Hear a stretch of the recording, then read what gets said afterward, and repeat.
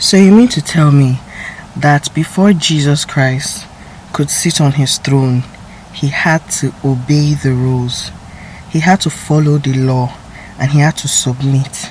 Philippians 2:10 says, "And God highly exalted him and gave him a name higher than every other name, that at the mention of Jesus every knee shall bow and every tongue shall confess that Jesus is Lord." So do you know that before he got to that throne, he had to submit? That was not any law that God could change. That was not any law that he could bypass.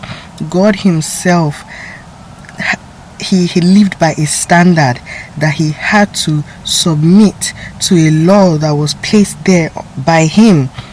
He had to submit to that to sit on that throne.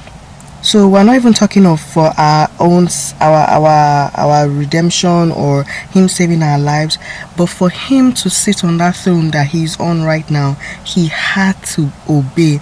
That just blew my mind. That just opened up, it opened my eyes to see how selfish I was, not even realizing that God himself had to submit. God himself had to obey.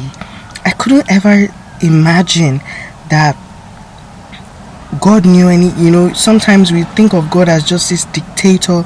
No, God is the kind of God that lived by his own rules that he put there.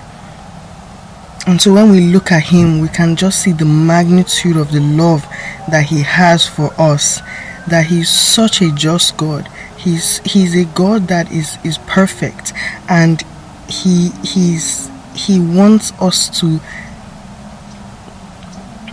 come and accept that love that is so generous, that is so big, that all we have to do is just accept him. No throne without the cross, there's no sacrifice without your blood. All this you did for me, no me without you. No throne without the cross, there's no sacrifice without your blood. All this you did for me, no me without you.